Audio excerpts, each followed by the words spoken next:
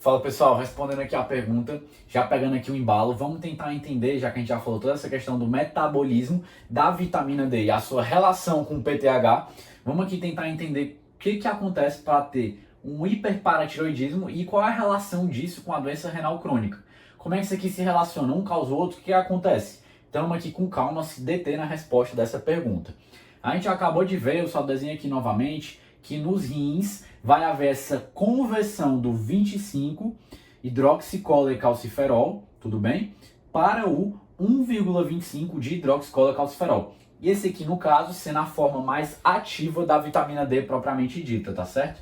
Aqui eu vou colocar um sinônimo, que o 1,25 de hidroxicolecalciferol também pode ser chamado de calcitriol. Vou usar esse nome aqui para não ter que ficar repetindo várias vezes esse nome gigantesco, né? Mas quando eu estiver falando de calcitriol, eu estou falando também do quê? Falando da mesma coisa, que é 1,25 de hidroxicolecalciferol. São sinônimos, tudo bem? Então vamos lá. Aqui o PTH tem essa ação de contribuir, né? De ser, melhor dizendo, não contribuir, mas ser essencial para essa transformação de 25 hidroxicolecalciferol em calcitriol. Então vamos lá. Digamos que a gente tem uma doença renal crônica, então vamos pegar aqui uma narrativa, eu gosto sempre de fazer isso, contar uma história assim, uma cronologia, certo? Porque até quando vocês forem estudar semiologia, o principal aspecto da HDA é a cronologia. Então vamos pegar aqui uma cronologia. Digamos que eu comecei a desenvolver uma doença renal crônica, os rins começaram a ser danificados. Se eu tenho um dano dos rins, um dano do parênquima renal, consequentemente, se eu estou danificando aquela estrutura, eu vou levar a uma disfunção daquela estrutura. Então, se eu estou danificando os rins, no caso que acontece na doença renal crônica, por vários motivos que não cabe entrar muito aqui, não é o foco da aula, mas se há esse dano dos rins, há um prejuízo da função dos rins.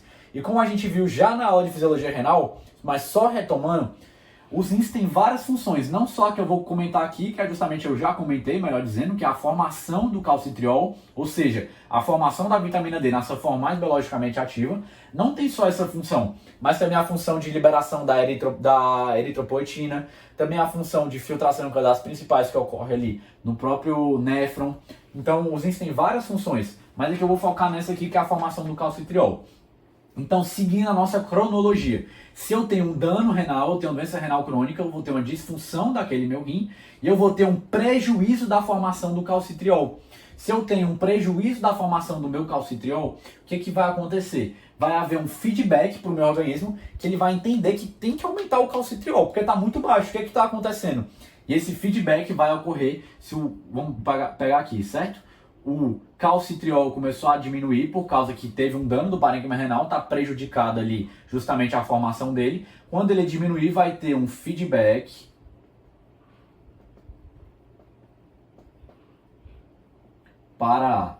para tireoide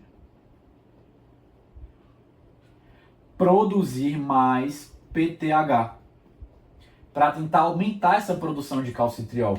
Vamos entender aqui rapidinho como é que funciona esse feedback. Só para eu adentrar aqui um pouquinho, não ficar muito superficial. Qual é uma das principais funções do calcitriol, da vitamina D nessa forma mais biologicamente ativa? É aumentar a absorção de cálcio. Se eu não tenho uma formação adequada de calcitriol, eu não tenho uma absorção adequada de cálcio. Então o que vai acontecer com meus níveis séricos de cálcio? Os meus níveis séricos de cálcio, já que aqui o calcitriol baixou, os meus níveis séricos de cálcio vão baixar. Qual é o nome que eu dou para essa baixa do nível sérico de cálcio? Hipocalcemia. Então vamos continuar aqui na nossa cronologia. Poxa, dano renal, ocorreu uma baixa da produção de calcitriol. Se eu baixei o calcitriol, eu vou absorver menos cálcio. Então vai haver menos cálcio, seguindo essa cronologia, na minha circulação sanguínea, no meu organismo de maneira geral, né? Então eu terei uma hipocalcemia. Se eu tenho uma hipocalcemia, aí vai entrar ali as células principais, pessoal. As células principais, nossos fiscais do cálcio, vão detectar essa hipocalcemia e vão fazer o quê? Vão levar a um aumento da secreção do PTH para tentar compensar. Porque só retomando, qual é a função do PTH? O objetivo final que ele busca atingir por diferentes meios é justamente aumentar a minha concentração sérica de cálcio, tudo bem? Então eu vou ter aqui um aumento do PTH. Só que o que acontece? O PTH vai continuar aumentando, só que mesmo com o PTH continuar aumentando, o que vai acontecer? O meu calcitriol não vai conseguir ser formado mais. Por quê? Mesmo o PTH está mais formado, né? Está mais ali no meu organismo, agindo aqui, mesmo ele agindo aqui, os meus rins estão danificados. Então não adianta ter muito PTH agindo nos rins se eles tiverem um dano, concordo? Porque a estrutura dele está danificada. O problema não está no PTH, está nos próprios rins. Então vai ter um hiperparatireoidismo, porque o PTH vai ficar muito aumentado, tentando responder essa baixa de calcitriol.